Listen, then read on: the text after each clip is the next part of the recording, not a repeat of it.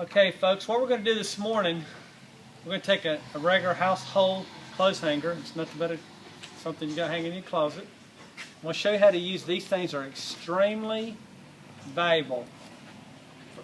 I'm going to spot a return this morning is what I'm going to do here. So you're just going to cut the long part of it. Biggest thing is take and cut it at a 45-degree angle. You want that point, it's very important. We're going to be spotting the return this morning, so we're going to have 4 corners. The wall itself on this one's only about 4 inches thick, 4.5 maybe with the plywood. This is an easy shot. I'll do another video later to show you what I'm really talking about.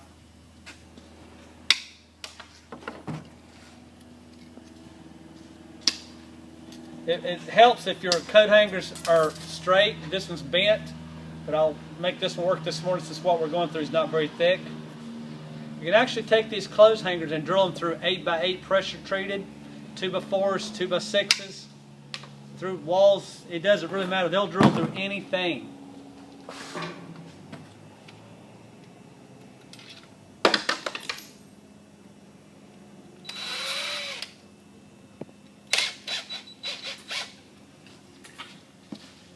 Okay, let's go in here and spot this hole. What we're doing also, we're going to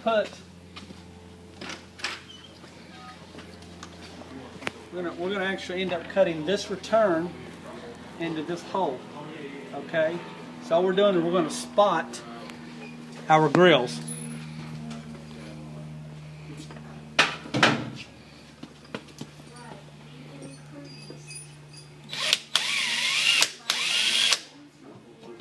Kind of go through and just make sure you're not hitting no wires.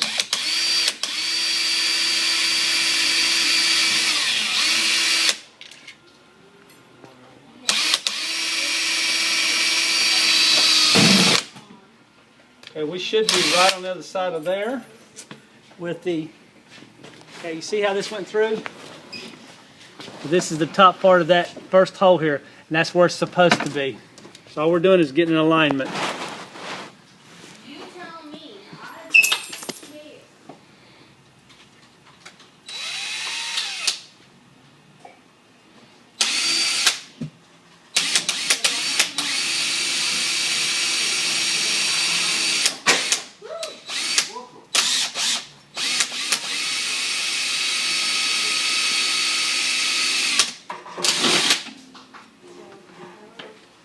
I think to move that air handler out of the way better.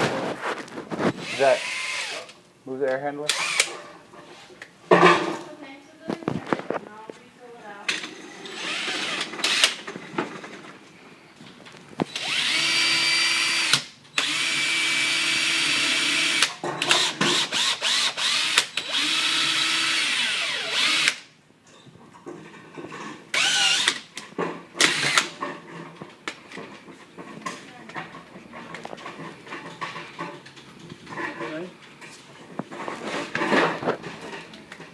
The main reason for doing this, especially when you don't have the access you have here, is to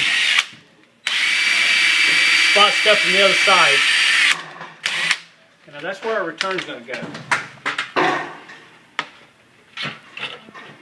Okay, so now we're going to walk over here on the other side of the wall. Here's your 4 hangers. See these? This is where they're going to come out here. Now they're going to come out here, they're going to trace with the, let me just do it for you.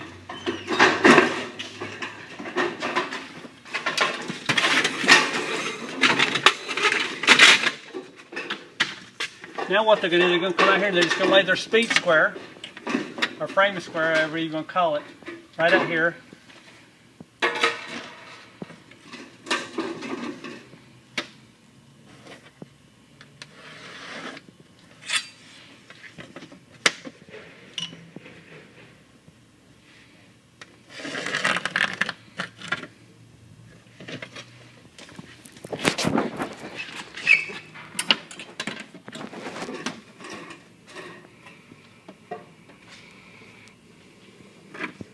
You want to always lay your square on your lines so you can stay square.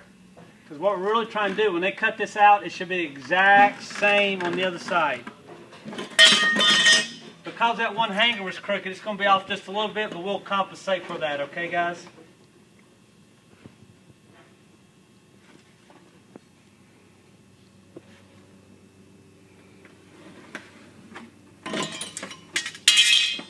And there is your square. Let me show you one thing here.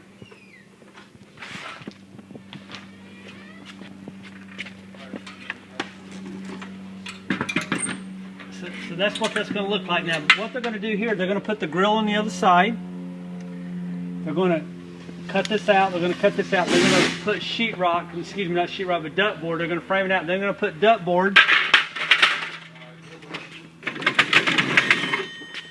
all the way through in here. And they're going to put ductboard here. This is going to be the return. So the point I wanted to make this morning was using the closed hangers.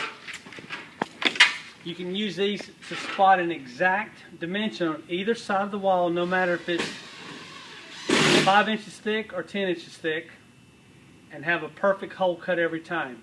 Okay, so what we're doing this morning, we're doing a combination of clothes hangers to spot and how to cut in a return grill. If you have any questions, give Jones Air Conditioning and Electrical a call, 239-596-5855. Thank you.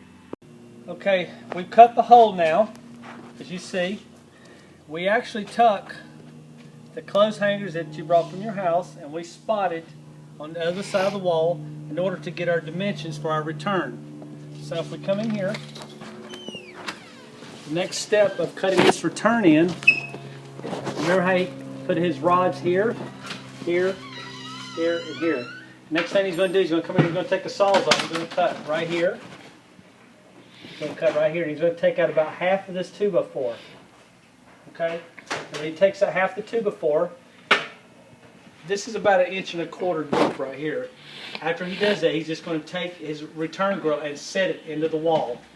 And as you look at this, it'll cover the hole perfectly. So we've cut a perfect hole in the sheetrock without any mess.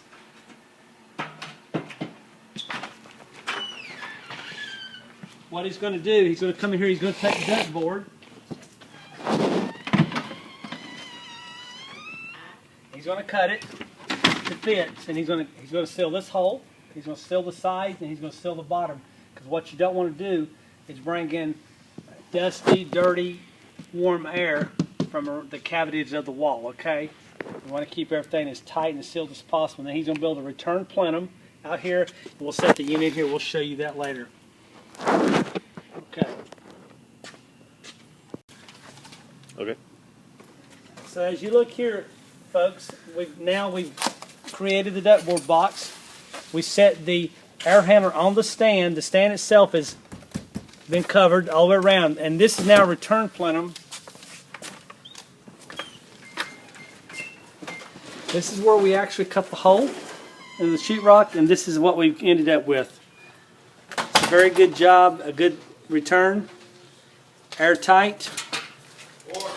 Here is how the return grill sits in there.